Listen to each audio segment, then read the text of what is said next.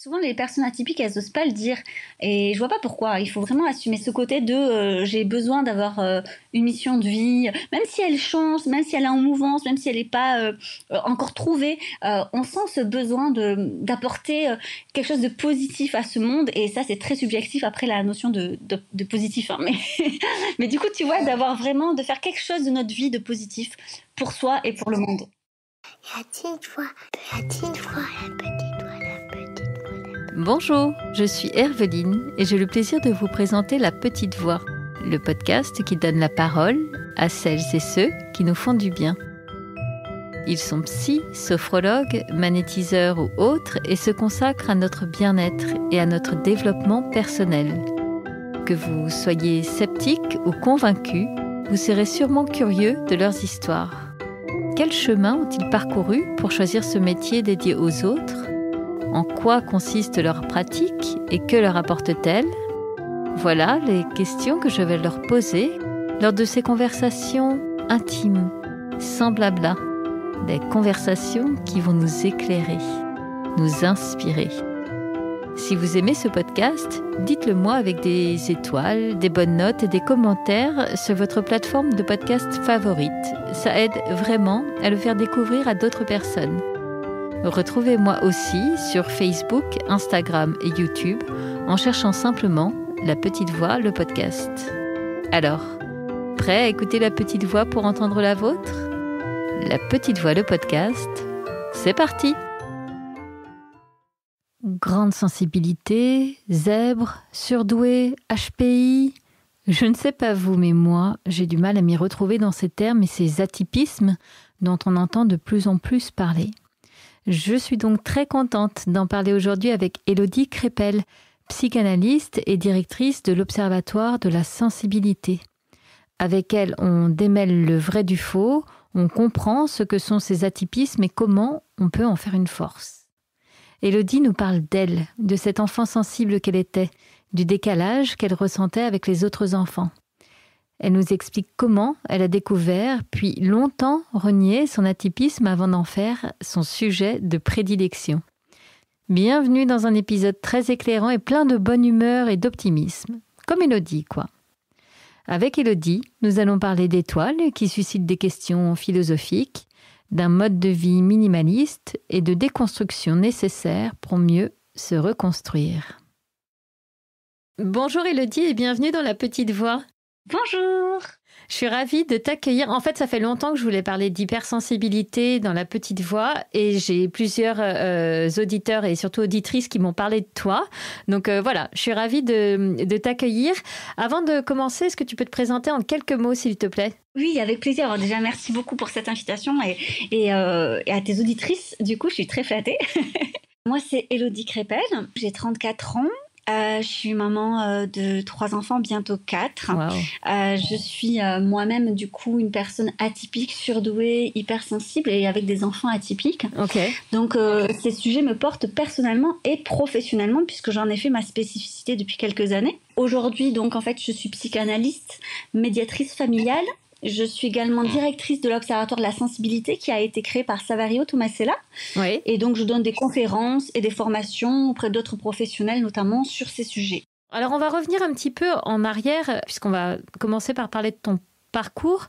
Et moi, ça m'intéresse de savoir quelle enfance tu as eue, parce que j'imagine qu'elle a été marquée déjà par cette hypersensibilité.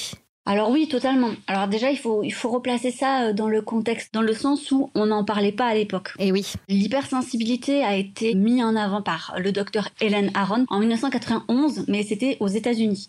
C'est le docteur Savario Tomasella qui en parle que depuis... lui, il en parle depuis un moment, mais on va dire que c'est vraiment connu depuis une petite dizaine d'années dans le milieu francophone. Et je crois que ça a vraiment explosé depuis 1 ou 2 ans. Donc moi, j'ai vraiment vu la différence parce que je suis arrivée bien avant. Ouais. Et c'est vrai que c'était compliqué d'en parler. C'est un peu la grande découverte. Encore aujourd'hui, on pense que la sensibilité, c'est du coup être fragile. Donc, comme beaucoup, Moi, j'ai grandi avec ça. Évidemment, on est livré avec dès l'enfance, c'est pas un truc qui arrive à l'âge adulte. Non, alors totalement, parce qu'il faut savoir que quand on parle, on va plutôt parler de haut potentiel sensible entre professionnels, plutôt d'hypersensibilité en soi, qui est vue un petit peu négativement, parce que ça serait comme si, tu vois, hyper, genre on a une sensibilité en trop, c'est en trop. Ah oui, ok, c'est juste, c'est juste. Et puis c'est souvent, tu sais, une remarque qu'on fait aux personnes justement hautement sensibles. On leur dit souvent, t'es trop, tu en fais trop, tu exagères. Et donc du coup, le fait de comprendre maintenant avec les bases scientifiques qu'on a, les recherches scientifiques qui ont été faites sur le sujet, qui expliqueraient la haute sensibilité innée, eh bien ça amène une autre vision de la chose. Du coup, il faut déconstruire tout ce qu'on a cru sur soi. Et ça, eh bien, c'est salvateur, mais ça peut être très compliqué. Si je comprends bien, donc toi, tu étais une enfant hypersensible. Ouais. Mais, pardon, tu vois, vraiment, je suis encore moi-même prise dans les conditionnements et dans le mauvais vocabulaire. Non, mais ça me fait pas, parce que tu sais, je me dis, honnêtement, on a mis tellement de temps à accepter déjà ce terme que expliquer aux gens que maintenant il faudrait changer de terme, c'est compliqué. C'est bien dur. Non, mais écoute, je vais faire l'effort quand même pendant notre entretien. Donc, toi, tu étais une enfant hautement sensible, sauf qu'à l'époque, on n'avait pas les clés pour accompagner cela et tes émotions. Ah bah oui, ça c'est sûr, hein, c'était loin. Alors ce qui est intéressant, c'est que mes parents le sont aussi, mais je le vois maintenant avec le recul, connaissant bien la thématique, mais je pense qu'ils ont été encore plus bridés de par leur enfance, où il n'y avait absolument aucune place pour les émotions, ce qui n'a pas été quand même mon cas dans ma famille. Moi je dois bien admettre que mes parents m'ont laissé en fait s'exprimer mes émotions, mais ils n'ont pas su les accueillir parce que c'était excessif, qu'ils n'en pouvaient plus, que pour eux, du coup, je faisais de la comédie, tu sais, j'étais capricieuse, tu vois, ces mots qu'on mettait souvent, voilà. Donc, mais il y a déjà, je trouve que c'est intéressant, tu vois, de déjà voir qu'il y a une différence entre leur propre éducation qu'ils ont reçue et celle qu'ils m'ont donnée. Parce qu'il y a déjà un petit progrès, en fait. C'est ça, en fait, ils ont évolué. C'est vrai, oui, c'est juste, merci de le souligner, parce qu'on pourrait assez vite le juger et se dire, franchement, nos parents, ils n'ont pas su accueillir, etc. Et en fait, c'était malgré tout déjà une sacrée marge de progression pour eux qui était plutôt de génération des baby-boom où effectivement, comme tu dis, là, il n'y avait même pas la place à l'émotion, quoi. C'est la même chose pour nous maintenant en tant que parents. Et on voit bien qu'on ne fera pas parfait, mais qu'on essaye d'apporter un petit plus supplémentaire par rapport à ce qu'on a connu, et ainsi de suite. J'espère que de génération en génération, on va s'améliorer, bien sûr. Oui, allez, ayons de l'espoir. Donc toi, en tout cas, tu étais cet enfant et cette adolescente hautement sensible. Excessif, ils te diront qu'ils n'en pouvaient plus. Parce que ça prenait quelle forme alors ? Déjà, j'étais vraiment dans cette hyper-empathie constante et donc les liens sociaux étaient très compliqués pour moi parce que j'étais très très empathique, tout prenait beaucoup d'impact pour moi et c'était compliqué par exemple dans ma scolarité d'avoir accès à toutes mes compétences et à tout mon potentiel parce que en fait socialement, émotionnellement, ça prenait trop de place. Ok, ça te mangeait toute ton énergie en fait. Totalement. C'était très angoissant, rien que le fait de quelle copine j'allais retrouver, quelle personne il y aurait pour la récréation, et s'il n'y a pas ma copine à la récréation, qu'est-ce que je devais faire, comment éviter la récréation, c'était source d'angoisse terrible. Les relations sociales, c'était très compliqué parce que je comprenais pas l'injustice, je comprenais pas pourquoi on se moquait d'autres enfants, je faisais pas partie de ça, je rentrais pas dans les normes, je ne comprenais pas les règles sociales. J'allais te demander, est-ce que toi, à l'époque, tu te disais que tu étais une enfant, une adolescente différente ? Est-ce que tu ressentais ta différence ? Ah, totalement, parce que je trouvais pas d'amis avec qui je pouvais être vraiment moi-même. Ah. Je m'intéressais pas du tout au même sujet de conversation, j'avais envie de philosopher sur plein de choses et je me rappelle très bien, tu vois, là j'ai de mémoire un souvenir où j'étais sur le bord de ma fenêtre de la chambre avec mon ami d'enfance et je regardais les étoiles et je sais pas quel âge on devait avoir, mais une dizaine d'années, peut-être 11 ans, 12 ans, et je lui disais c'est fou, on doit pas être la seule espèce, je me souviens dans l'univers, tu t'imagines, tout ça, et je commence à parler de ça. Et puis elle a rigolé, elle me dit mais qu'est-ce qu'on s'en fout. Aïe. Alors c'était pas méchant, bien sûr. mais je sentais que je pouvais pas trouver d'interlocuteur en fait. Toutes mes questions sur la vie, sur le sens de la vie, sur le sens que je voulais mettre sur ma vie, sur le fait comment je ressentais les choses, ça a toujours créé un décalage énorme. Et je pense qu'il s'est plus ou moins après comment dire, disons que j'ai trouvé des personnes qui me correspondent bien plus tard, plutôt dans les études supérieures, parce que après tu choisis davantage, je pense, les gens avec qui ça matche mieux. Ouais. Et quand j'ai su vraiment que j'étais atypique. Parce qu'en fait, ce qu'il faut te dire, c'est que mes parents, ils m'ont fait passer un test quand j'étais enfant. Ah, Mais ils ne me l'ont pas dit. c'est pas vrai, ok. Parce que ça se faisait pas trop à l'époque, en fait. Tu sais, on appelait ça les enfants précoces. Et en fait, pour eux, du coup, ça expliquait pourquoi j'étais un peu bizarre. Mais ce qu'ils avaient gardé en tête, c'est que si j'étais pas en fait la première de la classe, c'est parce qu'en fait, du coup, j'étais fainéante. Puisqu'a priori, j'étais précoce. Comme tu étais hyper douée, t'aurais dû avoir des résultats plus importants, donc c'est ça? Tu sais, moi, à la maison, si j'avais en dessous de 12, j'étais interdit de manger. Hein. Je devais avoir plus de 16 à chaque fois. Et si j'avais en dessous de 12, ça veut dire que je n'avais rien fait, que j'étais fainéante, que j'étais une bonne à rien, c'est ce que j'entendais à la maison. Et j'étais coincée dans ma chambre pendant des heures, interdit de manger, interdit de sortir. C'était vraiment comme ça. Hein. J'ai vécu là-dessus et du coup, c'était pas forcément évident. Parce que, alors là, tu soulèves un point intéressant. Tout ce qu'on est en train de décrire, là, de l'environnement dans lequel tu étais, de la petite fille adolescente que tu étais, c'est qu'en fait, ça a cassé la confiance en toi. Totalement. Tu sais, à force de sentir que c'est toi qui n'es pas comme les autres, t'es obligé forcément de te dire c'est toi le problème. Et comme le dénominateur de ma vie, c'est moi, forcément, comme tout le monde, on a tendance à se dire que forcément j'ai un problème. Puis en plus, les gens te le disent.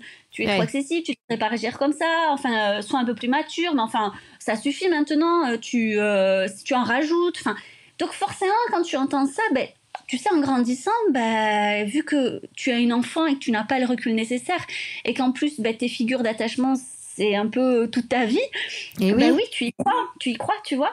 Et je pense que c'est vraiment le fait de comprendre ce qu'était le monde des atypiques qui m'a permis de gagner confiance en moi. Ah justement, tu m'offres une belle transition. Comment c'est trop facile.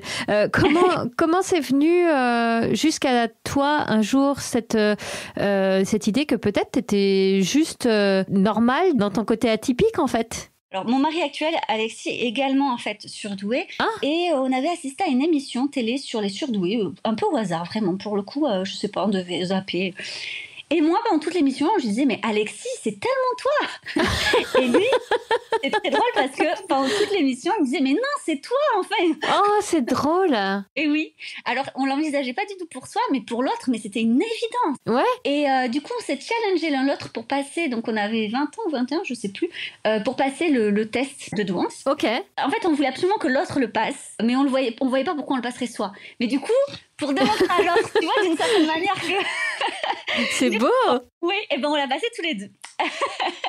Et la surprise. La surprise, effectivement, on était tous les deux surdoués, avec des profils différents, ce qui fait que voilà pourquoi on se ressemble pas sur plein de points aussi, et pourquoi moi je le voyais lui, et lui me voyait moi sans se voir soi-même. Ah. Et alors par contre, lui autant ça l'a soulagé, tu vois, d'avoir cette réponse, et puis ça expliquait bien les choses. Autant, moi, j'étais vraiment dans le déni et pendant 2 ans, j'ai refusé clairement d'en parler. Comment tu l'expliques ça maintenant avec du recul ? Pourquoi ça a été dur de l'accepter ? C'était trop douloureux. Parce que ça douloureux ? Oui, ça remettait trop de choses en question. Moi, je m'étais ancrée avec une idée de qui j'étais. Je me trouvais bête, incapable. Tous ces mots finalement qu'on m'avait répétés. Même si c'était négatif, en fait, ça a créé un puzzle de ma vie. Ouais. Et quand on t'apporte ça, en fait, on te dit toutes les pièces que t'as mis, c'est pas bon, faut tout enlever. J'étais pas prête à remettre tout ça en question. J'étais pas prête à démolir tout ce que je pensais être, en fait, d'une certaine manière. Tu vois ? Ouais. Donc, ça a pris du temps. Et c'est ce que je dis souvent maintenant, tu vois, quand j'accompagne les gens en disant « Écoutez, moi, j'ai mis 2 ans. Je pense que... » Donc, tout va bien. Mais on ne croit pas, mais c'est vrai qu'on y tient. Tu sais, en psychanalyse, on dit souvent que quand on a une certaine difficulté et qu'elle dure dans le temps, c'est parce que finalement, on l'aime bien. Et c'est pas qu'on l'aime bien parce qu'elle nous fait souffrir, parce qu'elle nous fait souffrir, mais c'est parce qu'on l'aime bien parce qu'on la connaît. C'est ce qu'on appelle la fameuse zone de confort, quoi. D'une certaine manière, oui. D'accord. Tu avais déjà entamé des études qui étaient déjà quand même dans le soin de l'autre. Enfin, il y avait déjà cette fibre-là. Moi, j'ai fait un bac social parce que c'était vraiment la fibre qui m'intéressait le plus. Et après, je suis allée en fac de droit, mais ça m'a pas plu. Et en fait, je sais pas trop pourquoi je me suis tournée vers le social parce que finalement, c'est ce qui m'avait le plus plu au lycée, le social. M'occuper des problématiques des autres, finalement, a toujours été inné. Ok, donc tu t'es tournée vers ça assez naturellement, finalement. Voilà, j'ai passé le concours pour être assistante sociale. Je l'ai réussi. Ok. Sans trop connaître le métier, je me suis retrouvée en promotion d'assistante sociale, que j'ai adoré. Et j'ai vraiment découvert un autre milieu que je connaissais pas du tout. Et j'ai exercé ce très beau métier pendant quelques années, du coup. Mais en parallèle, j'ai toujours continué les études. Ah, ok. Tu faisais quoi alors ? C'est là où tu as commencé tout ce qui était psycho ? Alors, je faisais souvent des doubles cursus. Je sais que j'ai fait anthropologie, j'ai fait de la philo, j'ai fait de la psycho, j'ai fait sciences d'éducation aussi. Qu'est-ce que j'ai fait ? Enfin, tu vois, c'était quand même dans le social. Et puis la psychologie, du coup, je suis allée... Bon, j'ai passé la licence et quand il a fallu choisir un master, j'ai choisi le master en psychanalyse. Ok. Mais du coup, j'étais pas du tout partie pour faire ce que je fais aujourd'hui. Donc, tu étais assistante sociale, mais dans cette double vie, entre guillemets, où tu te formais pour devenir psy, est-ce que justement tu te projetais tu te voyais avoir ton cabinet de psychanalyste et de recevoir des patients, etc. Non, moi je me dirigeais vraiment pour la recherche. J'étais plutôt là-dedans, même si à côté, en fait, j'étais également médiatrice familiale. Donc à côté, si tu veux, j'avais vraiment mon boulot en tant qu'assistante sociale, médiatrice familiale, où j'étais vraiment dans l'aide et l'accompagnement. Et du coup, pour moi, les études m'apportaient une autre nourriture intellectuelle dont j'avais besoin. D'accord. Et me stimulaient en fait au niveau intellectuel. Et c'est pour ça que je me dirigeais plutôt vers la recherche à côté. Ah, ok. C'est vraiment, alors ça, j'imagine que c'est une des particularités de la douance, c'est ce besoin d'être hyper stimulé tout le temps et de se former en permanence. C'est vrai, ça s'arrête jamais. Et oui, mais ouais, c'est génial en même temps. Donc du coup, tu avances quand même dans ce métier d'assistante sociale. Qu'est-ce qui fait qu'à un moment, tu vas vouloir t'éloigner de ce métier-là ? Mon conjoint à ce moment-là était interne en médecine, donc il était muté dans une autre région. Okay. Donc je dois quitter mon emploi. Et à ce moment-là, je me retrouve, j'étais solo du coup, avec mes 2 enfants, dans une nouvelle région, sans famille, sans amis. Et je m'épanouis pas totalement dans ce rôle de maman, bien que j'adore mes enfants et que maintenant on fait même du unschooling, donc je les ai vraiment à la maison tout le temps. Ouais. Mais j'avais envie d'être stimulée autrement en plus, et donc j'ai l'idée de faire un petit blog et de partager mes connaissances. Ah. Et donc du coup j'avais vraiment envie parce que j'étais passionnée et en fait de là, écoute, ça a commencé à se partager, à plaire aux gens. Ah. Voilà, c'était comme ça que c'est parti. Je pense que ça m'a permis de percer dans le sens où enfin une professionnelle, en fait, elle pouvait apporter du concret en fait. Ouais. C'était pas que du témoignage ou voilà. Et du coup, je pense que ça a bien pris grâce à ça. J'imagine que quand tu as ouvert ton blog, c'était pas du tout dans l'intention un jour de vivre de cette activité-là en ligne. Ça a été très réfléchi parce qu'en fait, Alexis avait besoin de faire une pause. Ouais. Il avait la sensation de ne pas profiter de ses enfants et il a demandé du coup une année sabbatique dans le cadre du congé parental qu'il a pu prendre. Quand il a pris cette décision, ça voulait dire qu'on n'aurait plus de rentrée d'argent. Oui. Donc, l'un dans l'autre, comme le blog prenait de l'importance et qu'une demande était là, ça a été réfléchi de se dire si je fais en fait ce que je faisais en tant que médiatrice, mais en ligne. Donc ça s'est déployé. Et en fait, lors des premiers rendez-vous, je me suis rendu compte que les personnes qui me suivaient et qui venaient au rendez-vous, c'était que des personnes atypiques. Ah. En fait, je me suis dit, bon, soyons honnêtes, et c'est vrai, on le sait en tant que thérapeute, on attire souvent des personnes, ou en tout cas, on attire et les gens restent parce qu'ils se reconnaissent dans ce qu'on dit. Et c'est sur les réseaux, tu vas forcément partager avec qui tu es. Donc, les gens qui me suivent, en général, c'est que ce que je leur dis leur parle. Et ben voilà, c'est ça. Voilà, vous vous reconnaissez. C'est ça. Ouais. Et donc, je me suis dit, si je dois accompagner ces personnes-là, autant que je m'y forme vraiment, parce que j'ai la sensation que les outils que j'ai appris en formation jusque-là ne conviennent pas. Ok. J'avais vraiment la sensation que ça collait pas. Du coup, c'est là où je me suis vraiment, vraiment formée. Je me suis vraiment donné les moyens pour en arriver là. Et je me suis rendu compte surtout que tout ce que j'avais appris jusque-là ne servait quasiment à rien pour les personnes atypiques. Ah. Que c'était vraiment une population bien à part et qui avait donc des besoins bien à part. Ok.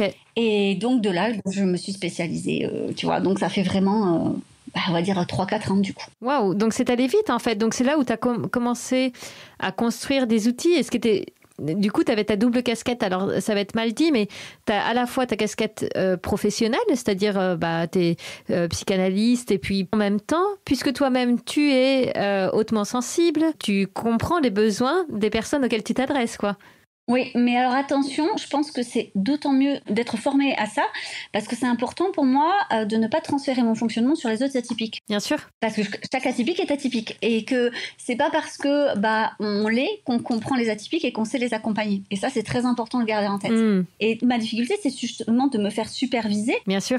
Pour pouvoir accompagner au mieux ces personnes sans faire un effet miroir ou sans transférer quoi que ce soit. Il faut se dire qu'on parle la même langue, mais nous n'avons ni la même histoire, ni les mêmes besoins. Waouh, c'est intéressant. Et du coup, je crois que désormais, vous avez adopté une vie digitale nomade, comme on dit. Tu vis en Écosse, si je dis pas de bêtises. Effectivement, on a aussi un mode de vie atypique. On est minimaliste. Donc, on n'a jamais mis nos enfants à l'école pour plein de raisons toutes personnelles. Mais du coup, on a toujours eu nos enfants avec nous. Et on est parti il y a 1 an. Au Royaume-Uni, qu'on a parcouru un peu partout en Écosse. Et il faut se dire qu'on bougeait en fait seulement en voiture, donc toute notre vie rentrait dans une voiture, plus un chien, aussi on a un chien. donc oui, voilà, en effet. Ça ne pouvait pas être un petit nid, quoi. Et donc là, on est posé en Écosse, je suis dans les Highlands. Je pense que là, on a bien envie de se caler par contre 1 ou 2 ans avant de repartir. Ça, c'est sûr. On a envie de repartir, mais pas de suite. Ok. Donc, à voir. Après, à voir. Mais ce qui est bien, c'est que, voilà, on s'arrête pas à une norme, on s'arrête pas à ce qui devrait ou devrait pas se faire. On suit nos envies, quoi. C'est chouette et c'est inspirant. Super. Ce que j'aimerais comprendre maintenant, j'aimerais vraiment qu'on parle de la haute sensibilité et de la douance. Bon, déjà, est-ce que tu peux tout simplement nous en donner une définition, s'il te plaît ? Déjà, ce sont 2 choses différentes. Et ça, c'est important de le dire parce que souvent, on confond. On pense par exemple que tous les surdoués sont hypersensibles. C'est pas du tout le cas.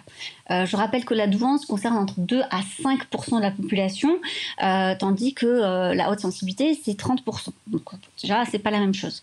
Ensuite, d'accord. Donc, alors, pardon, je t'interromps 2 secondes. Ça veut dire qu'on peut être évidemment l'un sans l'autre. Exactement. On peut être les deux, on peut ne être aucun des deux et l'un et l'autre, ou l'un sans l'autre, enfin voilà, tout est possible. Mais être hypersensible, ça relève 2 choses. Ça relève de l'hyperémotivité et des hyperesthésies.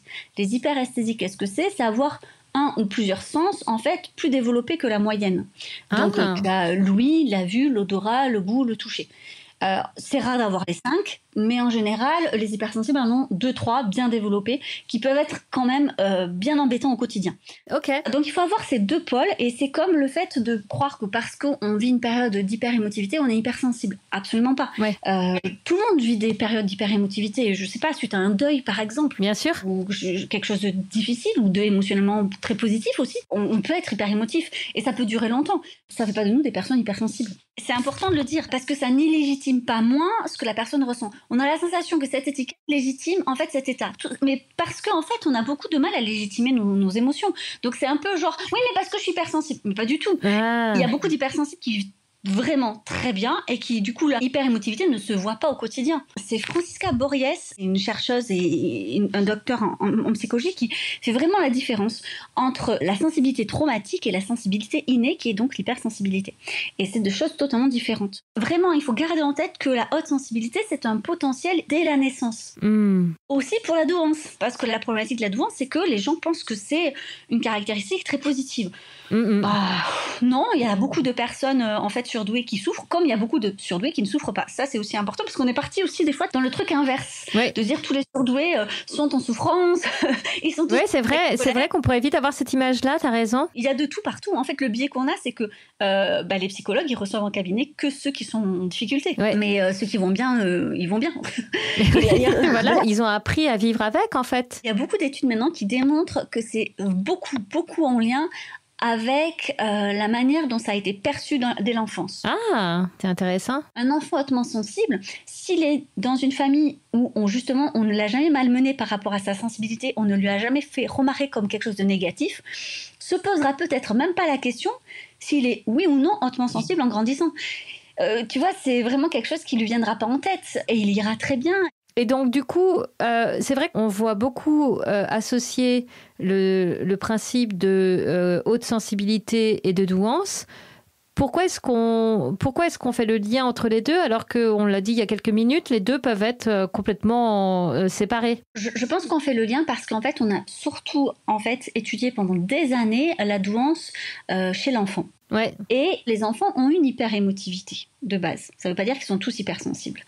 Et les sciences sur l'hypersensibilité sont arrivées bien plus tard. Donc en fait, ce qui était notable en premier lieu, c'était ces enfants qui avaient une grande hyperémotivité, donc on a associé les deux. Ouais. On a associé ça, mais parce que vraiment, on a étudié la douance, surtout chez les enfants précoces. Il y a très peu de temps qu'on s'intéresse en fait à la douance chez l'adulte.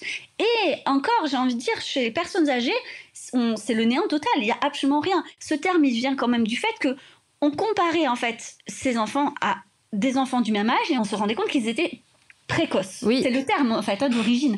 Mais du coup, on l'a pas étudié par la suite et on a un peu tout mélangé. Ah, ok.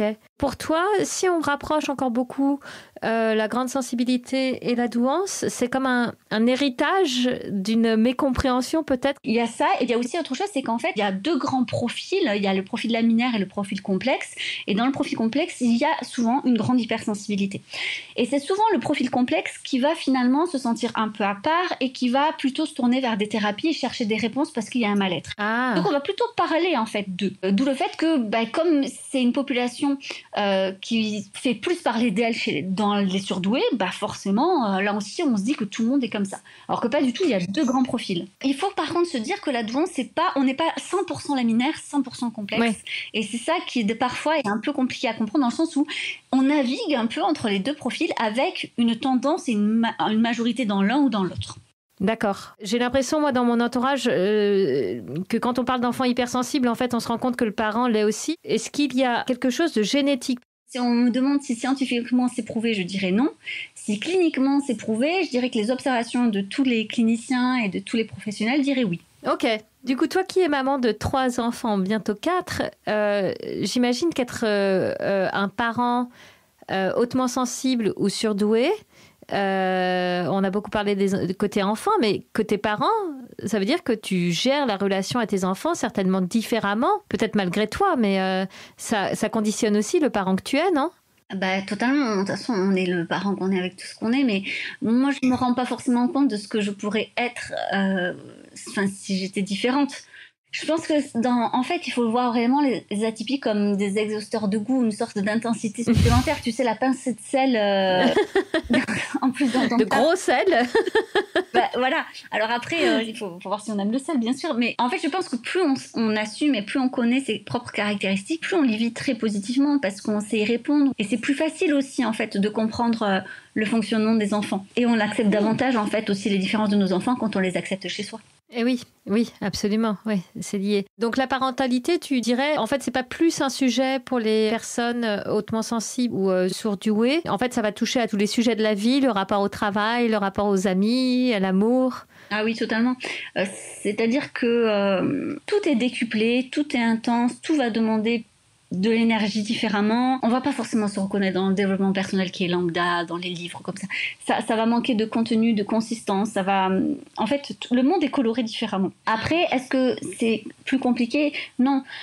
Ça peut être un atout aussi parce que moi, je sais que par exemple, ma mère, elle m'a toujours dit qu'elle n'avait pas réussi à prendre sa place auprès de moi, qu'elle avait la sensation que j'allais trop vite, qu'elle était jamais à la hauteur, que elle avait la sensation que déjà toute petite j'étais très autonome et que du coup elle a pas réussi à trouver sa place en tant que maman auprès de moi, et ça malheureusement ça je pense générer des difficultés entre elle et moi. Et oui. Du coup moi j'ai la sensation de suivre mes enfants, tu vois, de courir la même course qu'eux en fait. Ah génial. Donc c'est pour moi c'est un atout, même si bien sûr l'intensité entre les leurs et les miennes font pas une famille, tu vois. Forcément, on le sait, mais en fait, du moment où tu le sais, je pense que tu sais comment aussi l'accompagner. Enfin, en tout cas, tu peux trouver des outils pour accompagner cette intensité dans la famille. En fait, c'est joli parce que ce que je comprends dans la manière dont tu le dis, c'est que se découvrir très sensible ou surdoué, ou les deux, c'est vraiment accepter d'avancer dans un chemin de déconstruction. Oui. Si on n'a pas été accompagné de l'enfance avec les bons outils. Mais en revanche, une fois qu'on a accepté ça et qu'on a trouvé le bon alignement pour soi, il y a moyen de s'épanouir. Enfin, je veux dire, c'est pas une tare ou une plaie, un espèce de boulet qu'on va traîner, au contraire. Totalement, c'est pas du tout un boulet. Après, il faut par contre vraiment garder à l'esprit qu'être atypique, c'est accepter aussi de vivre dans un monde qui n'est pas fait pour nous. Et c'est OK. Parce qu'on est quand même une minorité, et donc il faut quand même penser que ce monde, il a été fait par et pour des personnes typiques. Ouais. Donc forcément que si on s'entête toute notre vie à essayer de trouver une logique ou à essayer de rentrer absolument dans le moule, on va juste se faire du mal. Et oui. Et donc, il vaut mieux juste admettre que on est atypique. OK, maintenant, qu'est-ce qu'on en fait? Ça, chacun en fait ce qu'il veut. Ouais. Mais on peut aussi trouver sa place, en fait, dans ce monde, même en tant qu'atypique. Déjà parce qu'il y a d'autres personnes atypiques et aussi parce qu'il y a de la place pour tout le monde. Mais pour ça, il faut vraiment, en fait, juste le reconnaître. Bien sûr. Et ne pas essayer de viser quelque chose qui n'est pas fait pour nous. Oui, parce que c'est là où tu risques de te casser les dents et te rendre très malheureux. Oui, et puis de rendre très malheureux aussi les autres.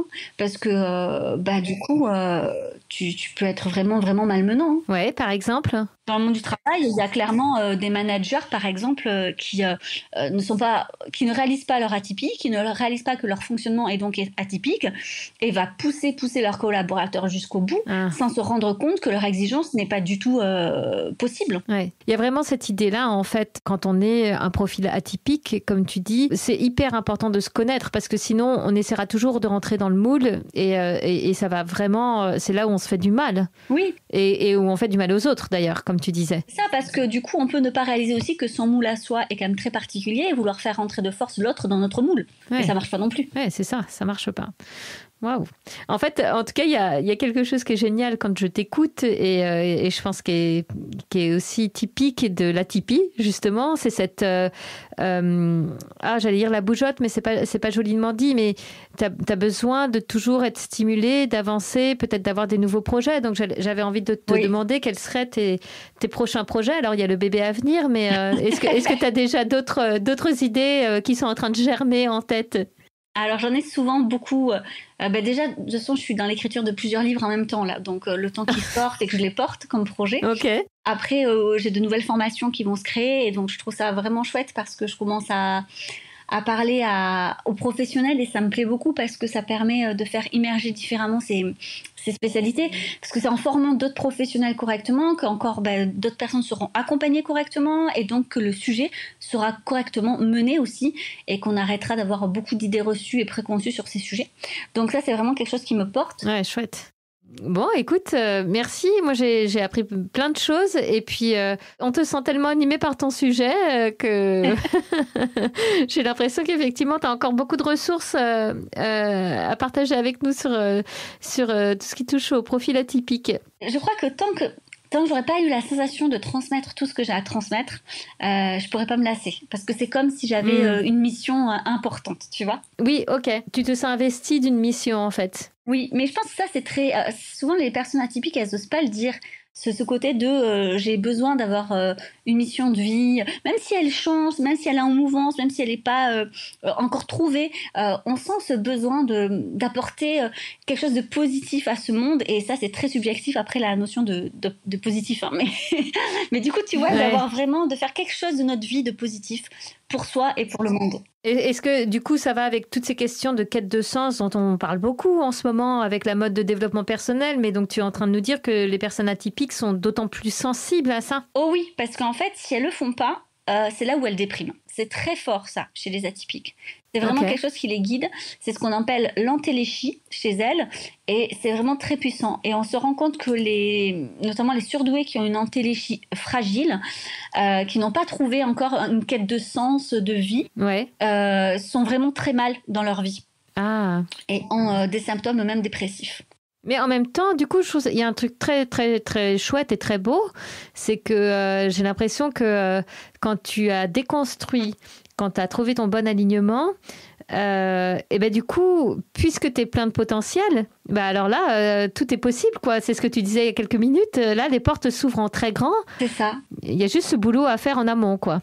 Et après, il y a le souci du perfectionnisme. C'est qu'attention, souvent, il y en a, ils vont se freiner parce qu'ils ne pourront pas avoir les moyens de donner tout ce qu'ils veulent donner. Parce qu'il y a une sorte d'idéalisme, en fait, qui vont les freiner.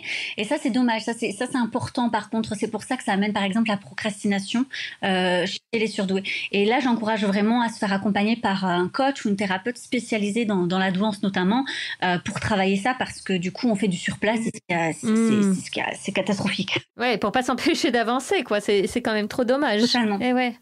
Waouh, bon. Eh ben, écoute, Élodie, merci beaucoup. Moi, ça m'a bien éclairé tout ça. Ouais. J'ai quelques questions pour toi avant de finir notre entretien. Bon, la première qui fait référence au titre du podcast, je voulais savoir si tu écoutes souvent ta petite voix. Ah, l'intuition, c'est ça ? Ouais. Alors, moi, je trouve intéressant cette notion d'intuition, si tu me permets, parce que je trouve que selon les personnes, ça a vraiment plusieurs sens. Ok. Il y en a qui vont le côté un peu spirituel, sixième sens. Moi, si je la relie à la douance, forcément, pour moi, c'est plutôt de l'ordre d'une analyse très rapide dans ton cerveau qui fait qu'en fait, tu vas t'appuyer sur différentes observations de manière inconsciente pour trouver en fait la solution ou justement une idée. Voilà. À mon sens, c'est plutôt ça. Ouais. En tout cas, moi, je le vois comme ça. Dans ces cas-là, oui, je la suis totalement parce que j'aime bien prendre des décisions quand même rationnelles et réfléchies. Donc, du coup, même si elles arrivent très rapidement et que ça pourrait être de l'ordre de l'intuition si on ne me connaît pas, en fait, je sais que mon cerveau a déjà analysé, suranalysé et pris la décision avec toutes les notions qu'il a en fait en magasin, quoi. Ok, c'est que l'analyse se fait rapidement, en fait. C'est ça, elle se fait juste rapidement et c'est ok. Et oui, après, ça marche. Ce qui peut biaiser par contre, des fois ma petite voix, ce sont mes craintes, mes peurs, parce que j'en ai aussi. Et avoir une personne, une ressource auprès de qui tu vas pouvoir déposer ça, permet justement de pouvoir écouter cette petite voix en conscience. Oui, ça laisse plus d'espace à cette petite voix. C'est ça. Est-ce qu'il y a un livre qui a particulièrement éclairé ton chemin de vie ? Pas particulièrement, non. Quand j'étais adolescente, je lisais beaucoup de livres autobiographiques très durs, très douloureux. Ah. Je crois que j'avais vraiment besoin, pour le coup, de comprendre le monde dans toute sa noirceur. Et tu vois, je me dis, avec le recul, si je me suis autant dirigée vers des voies, en fait, sur les sciences humaines, puisque j'ai quand même bien... je suis allée vers toutes ces voies-là. C'est parce que, justement, je ne comprenais pas l'humain. J'ai jamais aimé les romans, par contre. Jamais. J'accroche pas du tout avec les romans, ça me stimule pas. Donc, je vais plutôt aller sur des livres qui vont m'apporter des ressources professionnelles, qui vont me stimuler, qui vont m'apporter des choses comme ça. Et donc, il y en a plein, mais j'en ai pas un en particulier. Ok. Bon. Écoute, on n'est pas obligé d'en avoir un en particulier. En revanche, est-ce que tu as un rituel bien-être ? Je dirais pas que c'est un rituel. En tout cas, je sais de quoi j'ai besoin. Je sais que régulièrement, j'ai autant besoin d'être tranquille, seule. Et du coup, j'adore aller marcher dans la nature. C'est vrai que dans les Highlands, vraiment, il y a beaucoup de coins magnifiques. Et donc, aller marcher seule comme ça, pour moi, c'est vivifiant. Et en même temps, par contre, je sais que j'ai aussi besoin d'une intensité dans ce que j'entreprends. Ouais. Et que d'avoir cet espace, en fait, possible dans cette créativité, dans cette intensité, dans faire plusieurs choses à la fois. Ça, c'est très important pour moi aussi. Sinon, je me sens un peu comme un lion en cage et du coup, ça ne me convient pas. Souvent, on me dit comment je fais pour justement gérer une entreprise tout en ayant des enfants en unschooling et intense. Je dis, mais justement, je pense que ça me nourrit. C'est bien, tu as un 4e enfant qui arrive. C'est ça, voilà. Mais oui, c'est ça. Non, mais je pense qu'effectivement, il y avait quelque chose de cet ordre-là. J'aime que ça foisonne, en fait. Ouais. J'aime vraiment ça. Écoute, là, t'es servie. Bon, et ma dernière question, Élodie, je voulais savoir si tu es heureuse. Ah, c'est une grande question philosophique. Oui. Je pense que je me suis beaucoup posé la question lorsque j'étais ado, parce que cette quête du bonheur, c'est venu très tôt. Qu'est-ce que c'est le bonheur ? Je me rappelle au collège, c'était une grande question. Très vite, je me suis rendu compte que cette question n'avait absolument aucun sens, parce que déjà, on y met ce qu'on veut. Et je l'ai vraiment, en fait, lâché pour me dire, est-ce que juste je suis en phase avec qui je suis ? Parce que finalement, c'est ça, en fait, qui me rend heureuse. Malgré tous les événements de la vie qui sont de toute façon hors de contrôle, si je suis en phase avec qui je suis, avec mes valeurs, alors oui, je suis heureuse. Ok, en tout cas, c'est une bonne question, effectivement, à se poser. Plus que est-ce que je suis heureuse, est-ce que je suis alignée ? Oui, absolument. Élodie, je te remercie beaucoup C'était hyper intéressant. Et puis en plus, je suis contente parce qu'on se retrouve la semaine prochaine. Avec plaisir. Pour parler des femmes surdouées et de leur spécificité. Donc, je te remercie et je te dis à très bientôt alors. À bientôt et merci à toi. La Petite Voix, le podcast, c'est fini pour aujourd'hui. Si cet épisode vous a plu, s'il vous a inspiré, alors dites-le moi avec des étoiles, des bonnes notes et des commentaires sur votre plateforme de podcast favorite. Ça aide vraiment à faire découvrir la Petite Voix à d'autres personnes. Retrouvez-moi aussi sur Facebook, Instagram et YouTube en cherchant simplement La Petite Voix, le podcast. D'ailleurs, c'est aussi sur ces pages que je vous raconte les coulisses de ma rencontre du jour et que vous trouverez toutes les références de l'épisode. Une dernière chose qui me tient vraiment à cœur, je serais ravie d'échanger avec vous sur vos impressions, de recevoir vos questions et vos suggestions sur les invités que vous aimeriez entendre. Alors surtout, n'hésitez pas à m'écrire. Merci beaucoup et à bientôt sur La Petite Voix.